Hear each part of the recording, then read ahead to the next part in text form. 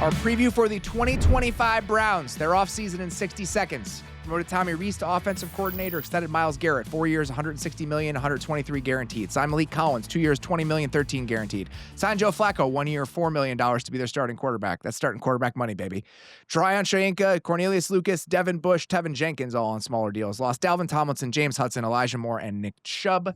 In the draft, Mason Graham, 5th overall, obviously traded down from the number 2 overall pick, got Jacksonville's first rounder in the process. Linebacker Carson Schlesinger in the 2nd round, running back Quinshaw Junkins in the 2nd round, tight end Harold Fannin in the 3rd round, quarterback Dylan Gabriel in the 3rd round, running back Dylan Sampson in the 4th round, and quarterback Shedeur Sanders in the 5th round. Derrik, what are you excited to watch for the 2025 Cleveland Browns?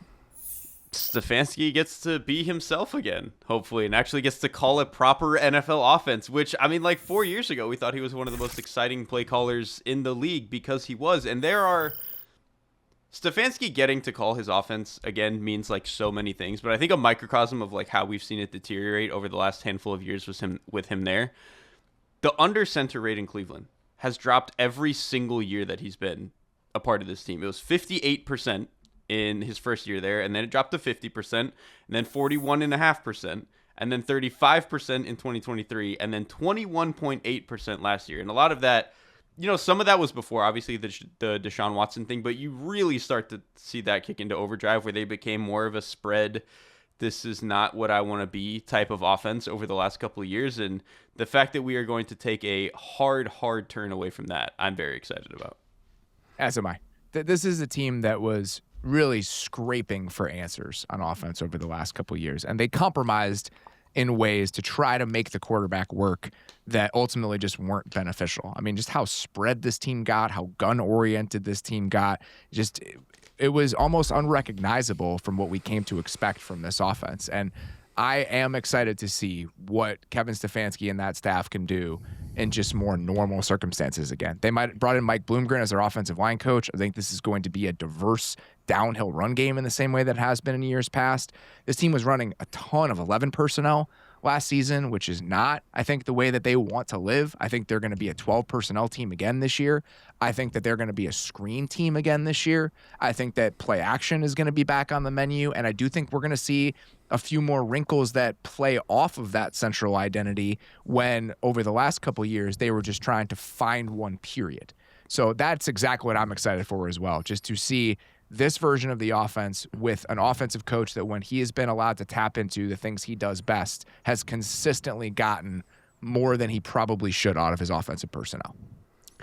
I love the perspective that y'all bring to this because you just look at it and I don't think it's groundbreaking to say like there's not a ton here that gets you excited. Like obviously the Browns are in the quarterback wilderness.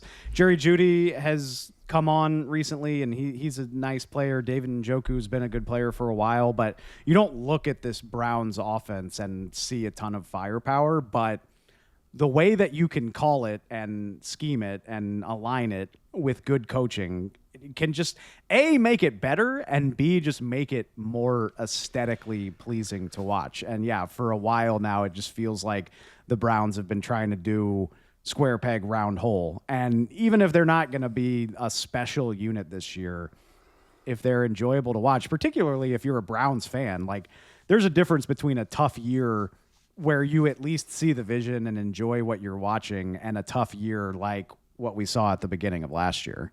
I think that's absolutely right.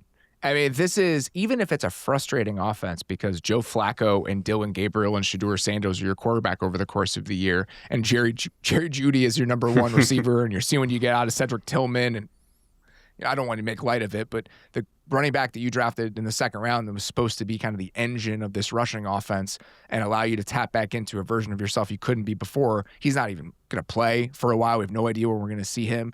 Even with all of those considerations, I still just think watching something that is well constructed and has like the right intent behind it and is interesting and compelling, that's enjoyable. And I do think that that is potentially on the table, Derrik, compared to what it has looked like over the last couple of years. If they are just like the 23rd best offense, but I wake up on a Thursday morning before the start of a new NFL week, and I'm like, I want to make sure I watch what the Browns did this week before we jump into the new week. That is enough for me. That's all it has to be. It just has to make sure where every time I watch this team, it does not feel like the worst thing I have to do that week. And like, again, from a fan's perspective, if you go to the Muni lot every Sunday in Cleveland and you have a reasonable expectation that something fun might happen, even if you lose the game, that makes the cost of the ticket a hell of a lot easier to bear than, again, like, I mean, however many weeks it was that Deshaun Watson played last year was just like some of the most hopeless football you'll ever watch ever. And so even if it's just entertaining bad and it might be going somewhere, like that is a more enjoyable fan experience, even if it's not what you ultimately want from your team. This is where I'm going to do my Harold Fannin propaganda. I'm really excited to watch Harold Fannin within this offense. Harold Fannin was such a weird prospect. Derrik, were you on that show that I did with Dane where we talked about the hardest guys to pin down in the 2025 draft, and Harold Fannin was the first guy that we talked about? I'm not sure if you were on that show. I think I might have been, or I just very clearly remember listening to it. Just one of those where we're like, all right, well, who are the guys that are just the most difficult to figure out? And Fannin was that guy for Dane. It was the first player he mentioned, and it was on so many different levels. He played at Bowling Green.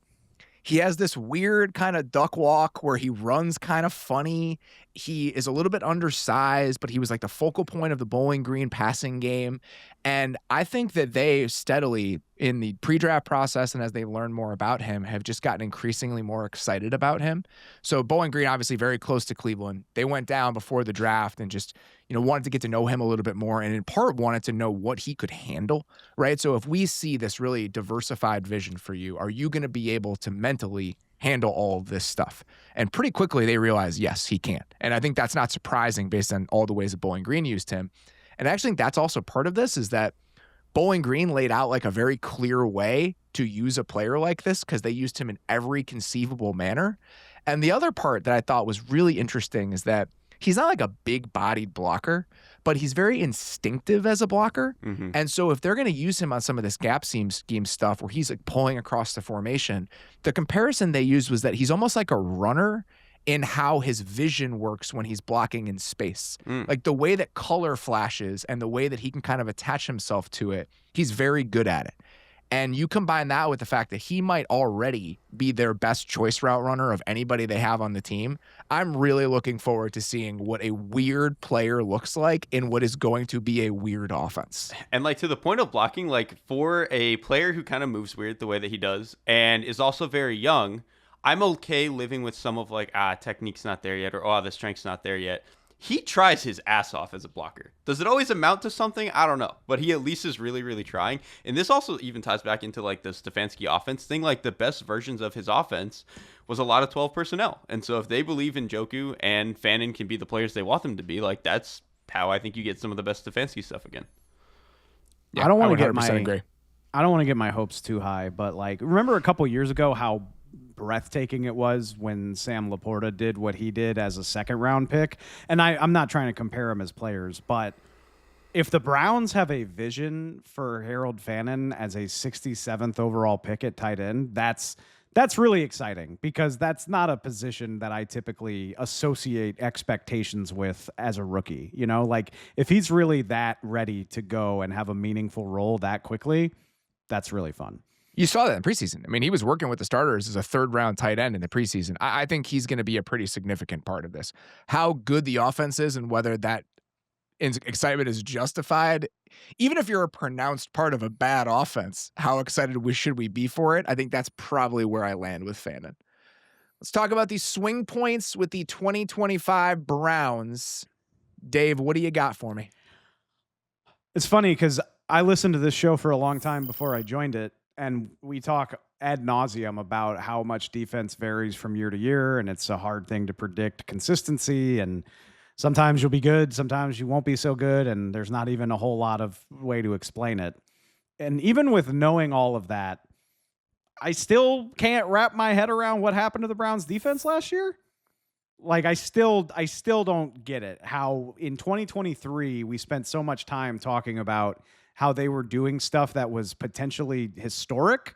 and they were number one at everything that you want to be number one at, except maybe run defense. Like literally, if you go pull up the scatter charts that everybody loves so much, where all the logos are on the graph, the 2023 Browns were just trying to leap off the page. Like that's how good they were at doing it. And then you look at the scatter chart from last year, and they're just decidedly like it's hard to find the logo because they're surrounded by everybody else. Like they just weren't good. And I can't pinpoint, like there shouldn't be one specific thing that made them that bad. Like maybe you didn't like the safety play. Maybe like they gave up a ton of explosive plays, but I just feel like it should have been better than it was based on the personnel that they have. And a lot of those guys are still there. Obviously, they're dealing with the loss of Martin Emerson, which sucks, but there's still enough talent here for this to be a really good defense. I mean, maybe not historically great like they were pushing to be 2 years ago, but I got to believe it was better than what it was. And I think where that lands will say a lot about how feisty they are. I think there are a few different areas where you saw some of that volatility creep in last year. One, they did not create turnovers last season. They had the second lowest turnover created. Like in terms of takeaways, they finished 31st in the NFL last year. They had 12 of them. And like you just alluded to, Dave, they finished 31st in explosive play rate allowed. Down to down, the consistency metrics, like the efficiency metrics for the Browns defense were really good. They were still like one of the more like every dude, down, their success rate was top. It was like sixth best in the league. Yeah. Down to down, they were still a pretty consistently decent defense. They just gave up a of explosives and they created no turnovers. Yeah. So, but I think that gives me confidence. Like, so basically, the 2024 Browns were good most of the time, and then when they weren't good, it was a touchdown. Like, I mean, I'm looking at it right now. 56 20-plus yard completions on the year, and they led the league in 20-plus yard runs with 22. So, like, if it went bad, it probably went horrifically bad. I might be getting ahead of myself a little bit, but isn't the defense still kind of built like that? I will say, you're prone to giving up a ton of explosives in both areas. That may be field. true. Yeah. And I do think that some of the personnel downgrades are at least worth mentioning when it comes to the expectations for this team. Losing Martin Emerson before the season even started, and now you're in a spot where Greg Newsom's going to have to play outside. You're going to be relying on like Cam Mitchell in the slot. Are you going to be as confident in playing as much man coverage with a guy like Cam Mitchell in there? I know that was something that when they were thinking about maybe adding somebody, you know, in training camp after that injury happened, was there a slot out there who was going to be able to play a decent amount of man for you? I don't think there really was. And so I think that's something to think about. And I also think that the defensive line talent of this team at its best was terrifying. And right now, I think they believe it's better than the outside perception believes, but I do still think it's like Miles and the kids here, and we're trying to figure out exactly what you're going to get out of that group. Yeah, you're like, I think the thing to me is like, if any of Alex Wright, Isaiah McGuire, or Joe Tryon-Shoyinka were your third guy, that would be great, but they don't have a good second guy. Like, that's kind of my biggest issue. And I will say, of all the guys, I'm weirdly the most excited about Tryon-Shoyinka because I think he was kind of miscast in Bulls defense with as much as they were asking him to drop and like play as wide as he is. I do wonder if him being in more of a 4-down defense actually makes him a better player, but even that is like, that I want to see it in practice before that's really something I can hang my hat on. And then like this defensive line is still like, I still have my questions about whether they can defend the run, but we'll get to that. Man, I'll be curious to see what we get out of Mason Graham too. Mm-hmm. Like, is Mason Graham going to be a high floor guy? Is he going to, I mean, because there were disparate opinions about him in the NFL world coming into the draft. The Browns saw him as somebody that was definitively in that second tier of players, you know, after the top guys in the draft. Other teams did not really believe that, and the Browns decided to stay at 5 rather than trade down when they probably could have, and because they felt like Mason Graham was a player worth drafting there compared to some of the options that might be around a little bit later. We'll see what happens. I think he is somebody that might have a limited ceiling, but just where that ceiling exists, I'm really curious to see how that shakes out. I try to avoid putting too much on rookies, and Mason Graham is literally, he's turning 22 in a couple of days. So, like, literally, it is Miles and the kids, but top 5 pick, and you traded away from Travis Hunter. Like, I have reasonably high expectations for what this guy can be. Like, I'm a little less willing to be patient on the vision here. Like, this is a guy that I expect to upgrade multiple facets of the defense pretty quickly. And if that's harsh, I'm sorry, but I think the court of public opinion is going to feel that way anyway, especially if Travis Hunter is a star. Derrik, what is keeping you up at night about the 2025 Browns? I mean, related to the run defense, it's the linebackers. And it's kind of twofold. It's a little bit of what we just talked about with the defensive line, where I think all of their defensive tackles are still, to me, guys who are better penetrators than eat blocks. Like Mason Graham, I think even if you want to be excited about him, he is still not a player where if you get four hands on him, he has a good response to that. He can just get moved by double teams a lot. And so that worries me when your linebackers are rookie Carson Schlesinger, who I like, but in the way that, like, I think he can be good in the way that, like, Terrell Bernard is good, where he's a good run-through player, he's really fast sideline to sideline, and he can cover. He cannot take on guards the way that I think that you want to. And so that is going to be a little bit of a concern to me. And then their other linebackers are Mohamed Diabate, who I think has been fine in spot duty, but he's a little bit banged up right now. Devin Bush, who I think if you have one of the Devins from that draft class, your linebacker room is not good in 2025. And then they have Jerome Baker, who is on his fourth team in 3 seasons. So this linebacker room scares me a lot. I think that's fair. And I think that's, again, one area where they're really starting to chip away at the quality here after losing JOK. And, we'll see what Schlesinger is. I will say they've been able to get by with undersized guys there last year, even without a lot of space-eating players up front, just because of the style that they play with. We'll see if that calculus can work with Schlesinger the same way it did with JOK when the defensive line is maybe just a little bit less scary than it's been in years past. What's keeping me up at night about the Browns, it's funny, it's not even like their 2025 outlook. Like, if you're bad this year, it's like kind of who cares? It's how they dig out of this over the next like 2 or 3 years. And we don't have to spend a ton of time on this right now, but when I think about the most worrying part of the Browns, it's that in 2026, you're still in a really bad spot. All of your offensive linemen, essentially, you're hitting free agency. You're still going to have to deal with all of that Watson money. They're $26 million over the 2026 cap right now. And they don't have a lot of levers to pull. I mean, the only contract that's essentially not zeroed out on their cap right now that isn't Deshaun Watson's is Denzel Ward. And so this team is just stuck in it. And even if they can be competent this year because they have that offensive line intact, I have my concerns about what the 2026 Browns look like. Maybe they bring back a couple of those guys, but Newsom's a free agent. Emerson's a free agent. Like, there's just not a lot of silver lining with this team right now when it comes to personnel. And so that, to me, is still what is most concerning about the Browns. And that's not even really tied to their 2025 outlook. Are they the only team where we've done that? Where, like, what is really keeping you up at night is, like, not even tonight for lack of a better what term. I think is important there is that some teams, if you're going to be bad, it's kind of like, well, who gives it? Right? Yeah, like, if who cares? Like, it doesn't really matter because you're in a position, hopefully, to bounce back with resources, all that. And they have the extra first-round pick, and I know that, but I still am just a little bit concerned about how they navigate the financial waters here over the next couple of years. When you sign an unprecedented contract that is unprecedentedly bad, turns out that it has disastrous results. It has unprecedented challenges that come along with it. Yeah. I can't say it looks fun to try to fix that over the next couple years. What are you watching over the first month of the season, Dave, with the Cleveland Browns?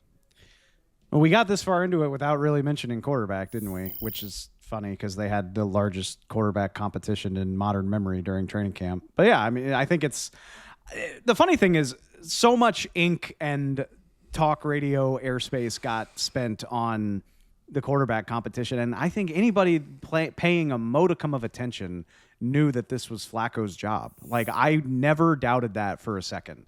And now the only question is, how long can he keep it? Like, how long does he play well enough to maintain the starting role? Obviously, I mean, he had that incredible heater in 2023, but how long can you maintain that over a 17-week season?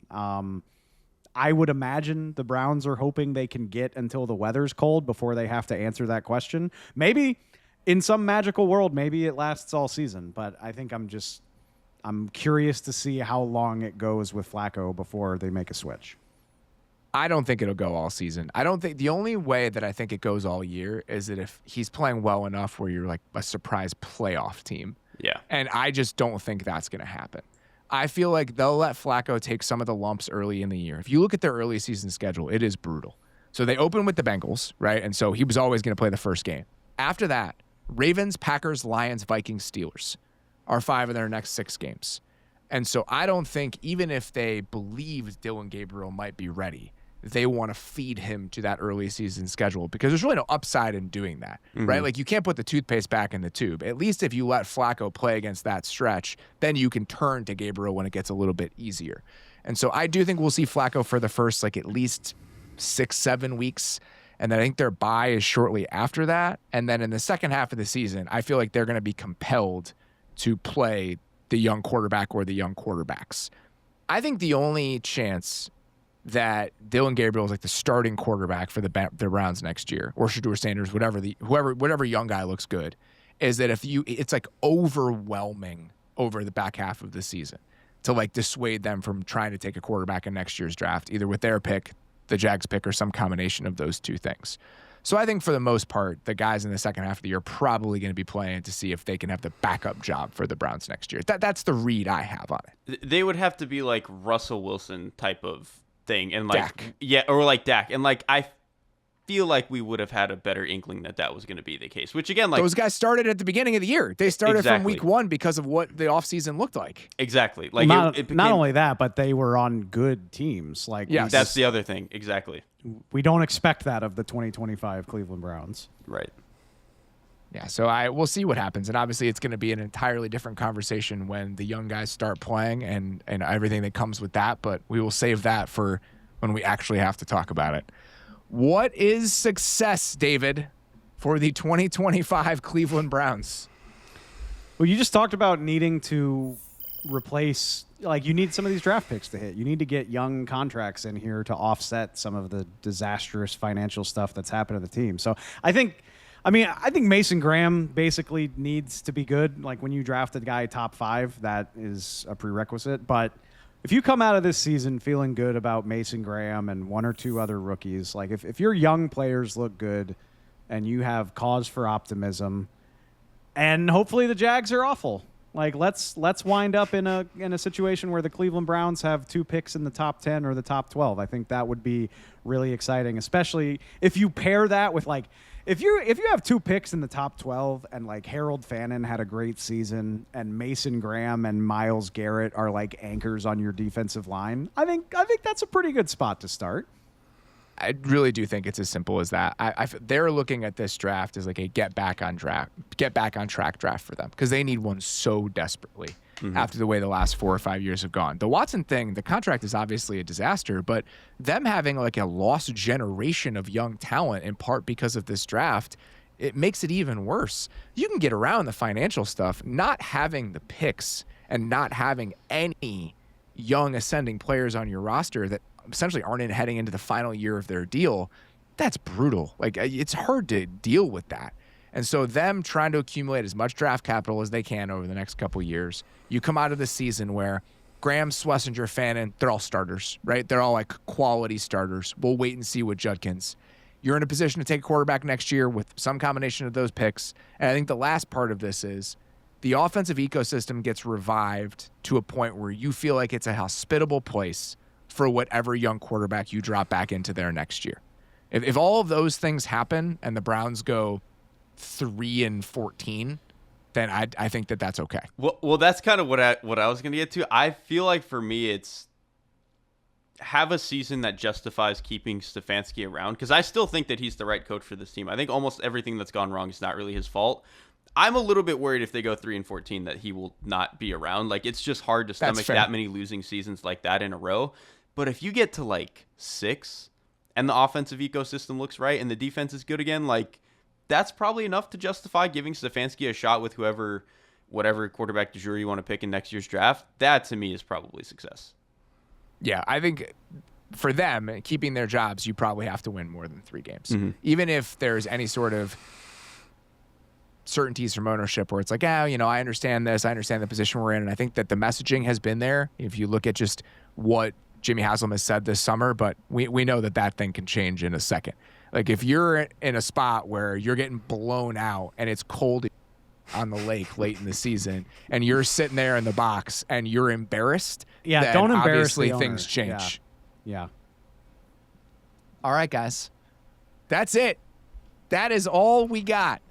We got 16 hours of division previews sitting there in your Athletic Football Show feed for you right now if you have not listened to any of the other divisions. And like I mentioned at the top of the show, we are going to have individual YouTube videos for every single one of these teams. So about 32 half-hour-ish previews in the Athletic Football Show YouTube channel feed. Please go check that out. Sincerely appreciate everyone who chipped in to make all of those possible. I love doing these. I know it's a lot. I know I've asked a lot of you guys over the last couple of weeks, both the people on this show and the listeners.